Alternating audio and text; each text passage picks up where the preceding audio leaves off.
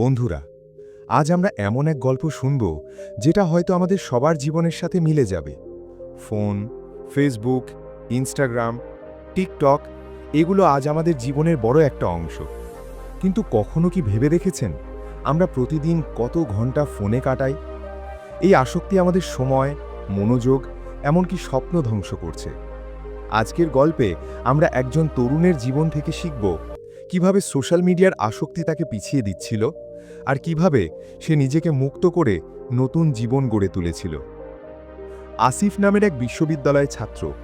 স্বপ্ন ছিল সফল উদ্যোক্তা হওয়ার, কিন্তু সকাল ঘুম থেকে ওঠার পরই হাত চলে যেত ফোনে।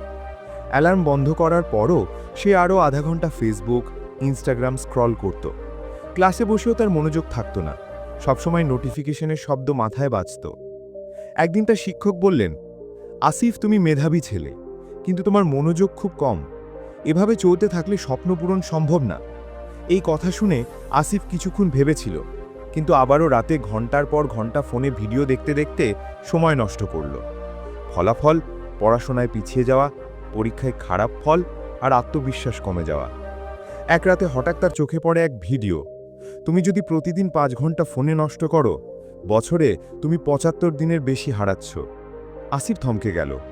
ভেবে দেখল, 75 দিন মানে তো প্রায় 3 মাস।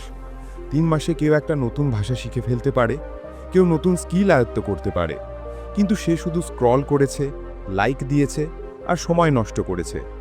পরের দিন থেকেই আসিফ একটা সিদ্ধান্ত নিল। সে ফোনে স্ক্রিন টাইম লিমিট সেট করল।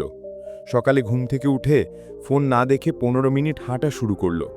নোটিফিকেশন বন্ধ করে দিল যাতে মনোযোগ বিচলিত না হয়। প্রথম কয়েকদিন কঠিন ছিল, হাত বারবার ফোনে যেতে চাইতো, কিন্তু সে নিজেকে বারবার মনে করাতো, আমার সময়ই আমার জীবন। 1 মাস পর আসিফ লক্ষ্য করল সে প্রতিদিন অন্তত 2 ঘন্টা বেশি পড়াশোনা করতে পারছে। নতুন ব্যবসার আইডিয়া নিয়ে কাজ শুরু করেছে। পরিবার আর বন্ধুদের সাথে কাটানোর সময় বেড়েছে। সবচেয়ে বড় পরিবর্তন, সে নিজের ওপর আবার বিশ্বাস করতে শিখেছে। আসিফ বুঝল, ফোন খারাপ কিছু নয়, কিন্তু যদি ফোন আমাদের নিয়ন্ত্রণ করে তবে সেটাই আসক্তি।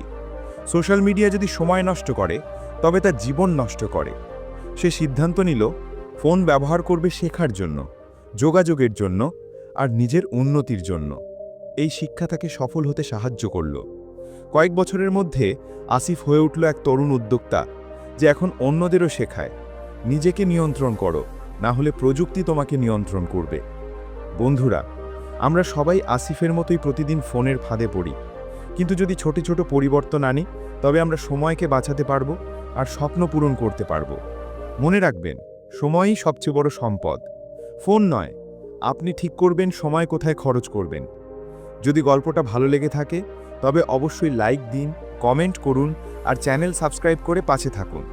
পরের গল্পে আবার দেখা হবে। ধন্যবাদ।